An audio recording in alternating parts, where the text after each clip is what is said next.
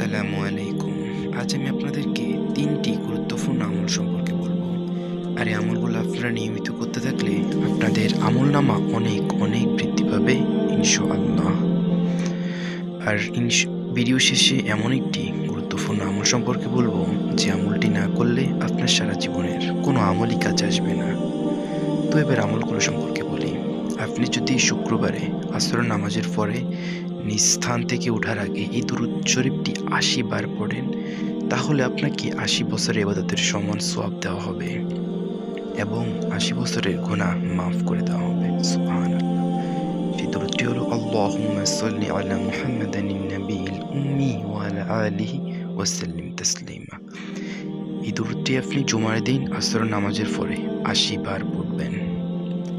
তাহলে আপনাকে ৮০ বছরের ইবাদতের সমান সওয়াব এবং ৮০ বছরের গুনাহ মাফ করে দেওয়া হবে ইনশাআল্লাহ। তারপরে দ্বিতীয় গুরুত্বপূর্ণ আমলটি হলো, আপনি যদি এই দোয়াটি একবার পড়েন তাহলে আপনার জন্য ৭০ জন ফেরেশতা ১০০০ দিন পর্যন্ত নেকি লিখতে থাকবে। ভাবুন তাহলে কত গুরুত্বপূর্ণ এই দোয়াটা। আর এই দোয়াটি হলো জাযাল্লাহু আন্না মুহাম্মাদান মা হুয়া আহলুহু। তাই বেশি বেশি এই দোয়াটি পাঠ করুন এবং একবার এই দোয়াটি পাঠ করলে প্রায় ২ বছরের অধিক সময় ধরে আপনার জন্য ফেরেশতার নেকি লিখতে থাকবে।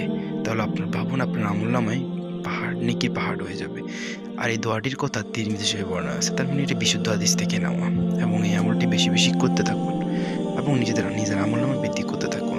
তৃতীয় গুরুত্বপূর্ণ আমলটি হলো, আপনি যদি মাগরিবের নামাজের পরে ৬ রাকাত নফল নামাজ পড়েন তাহলে আপনাকে ১২ বছরের ইবাদতের সমান সওয়াব দেওয়া হবে।